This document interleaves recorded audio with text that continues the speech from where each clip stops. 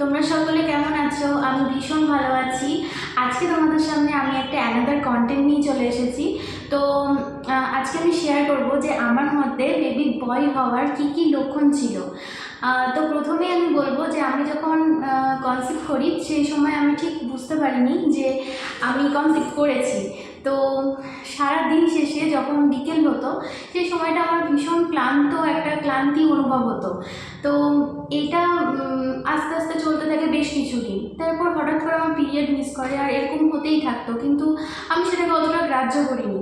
এরপরে একদিন হঠাৎ করে আমার মাথা ঘুরে যায়, আর তখন আমি টেস্ট করে আমি জানতে পারি হ্যাঁ, রেজাল্ট আমার পজিটিভ এসেছে, আর এটা আমার ফার্স্ট বেবি ছিল।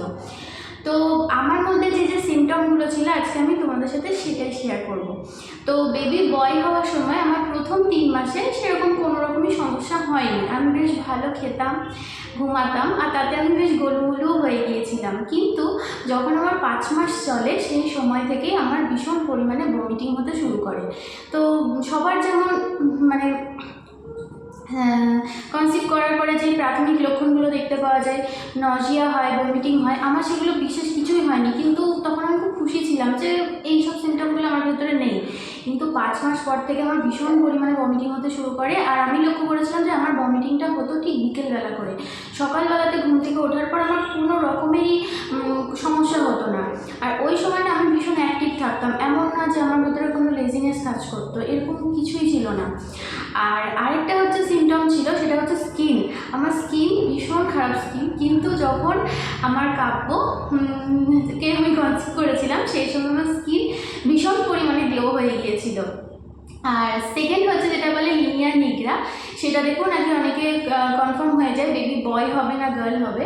তো সেই ক্ষেত্রে আমি বলবো যে আমার লিনিয়ার নিগ্রা লাইনটা একদম স্ট্রেট ছিল, একদম নাভির নিচ থেকে ওপর অবধি, আর ওটা সামান্য বাঁ দিকে ব্যাকা অবস্থায় ছিল। আর অনেকে বলে যে যেমন গলার আশপাশ এরিয়া বা ইন্টিমেট এরিয়া, এইসব জায়গাগুলো নাকি বেবি বয় হলে পরে ব্ল্যাক হয়ে যায়। তো এগুলো আমারও কিন্তু হয়েছিল, সেম এগুলো দেখা গিয়েছিল। আর আরেকটা জিনিস যেটা বলবো সেটা হচ্ছে বেলি শেপটা কেমন ছিল।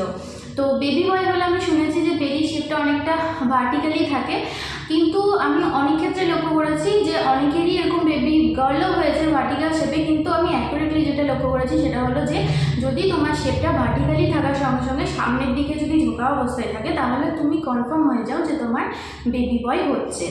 তা আমি যে পয়েন্টগুলো বললাম, তা সেগুলোর মধ্যে থেকে কয়েকটা পয়েন্টই যেগুলো আছে, যেগুলো থেকে যদি তোমাদের মতো এই সিমটমগুলো হয়ে থাকে তাহলে তোমরা কনফার্ম হয়ে যাও যে তোমাদের বেবি বয়ই হতে চলেছে। ফার্স্ট হচ্ছে লিনিয়ার নিগ্রা, যদি সেটা স্ট্রেট হয় আর বাঁ দিকে যদি বাঁকা অবস্থায় থাকে। দ্বিতীয় নম্বর কথা, তোমাদের যদি প্রচণ্ড স্কিন গ্লোয়িং হয়ে যায়। আর চতুর্থ নম্বর হচ্ছে হ্যাঁ, যদি তোমাদের যে বললাম ইন্টিমেট এরিয়া, তারপরে নিপলস, তারপরে আদার্স যে বডি পার্টসগুলো আছে আগের তুলনায় অনেক ব্ল্যাক হয়ে যায়। তো এই সিম্বলগুলো যদি তোমাদের মধ্যে থাকে তো তোমরা 100% কনফার্ম হয়েই যাও যে তোমাদের বেবি বয়ই হতে চলেছে। আর বাকি অনেকে অনেক সিম্বল বলে যে হ্যাঁ, হেয়ার গ্রোথের ব্যাপারগুলো অনেকে বলে।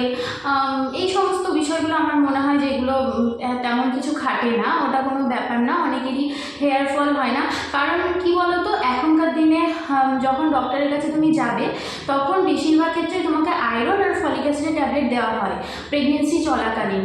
আর ফলিক অ্যাসিড হচ্ছে এমনই একটি ওষুধ যেটা তোমাদের হেয়ার গ্রোথের জন্য খুবই ভালো। সুতরাং এখনকার দিনে প্রেগনেন্সি চলাকালীন কখনোই হেয়ার ফল হয় না, এমনকি প্রেগনেন্সি শেষেও সেরকম একটা হয় না। তো আমি এই পয়েন্টটাকে খুব একটা ধর্তব্যের মধ্যে ফেলিনি। আবার অনেকে বলে যে বেশি পরিমাণে ভমিটিং হলে পরে নাকি ছেলে হয়, কম ভমিটিং হলে নাকি মেয়ে হয়। তো এটাও আমার মনে হয় না খুব একটা ইম্পর্টেন্ট পয়েন্ট, বিকজ হচ্ছে এখনকার দিনে ডক্টররা তো অ্যাসিডিটির ওষুধও দিয়ে দিচ্ছে, তাই হয়তো এটা হয় না। কিন্তু যেটা পার্টিকুলার বিষয়, যেমন আমার ভমিটিংটা হতো একদম একটা নির্দিষ্ট সময়, সকালবেলায় হতো না, হতো ঠিক বিকেলবেলা সময় করে বা সন্ধ্যাবেলায়। আমি এরকম আমার পরিচিত অনেককে জিজ্ঞেস করেছি যাদের ঠিক সেম প্রবলেম হয়েছে। তো আমি মনে করি যে এটা একটা পয়েন্ট। আর স্কিন গ্লো, যদি তোমার স্কিন ভীষণ খারাপ থাকে, আমার মতো যেমন আমার স্কিনে ভীষণ পিম্পল আছে, ড্রাই স্কিন, সেটা হঠাৎ করে যদি তোমার তুমি দেখতে পাও স্কিনের মতো, তো তুমি ডেফিনেটলি কনফার্ম হয়ে যাও তোমার বেবি বয় হতে চলেছে। তো এই ছিল আজকে আমার ভিডিও। তো ভিডিওটি যদি তোমাদের ভালো লেগে থাকে অবশ্যই লাইক, শেয়ার আর সাবস্ক্রাইব করো আমার চ্যানেলটাকে, আর হচ্ছে আমার পাশে থেকো।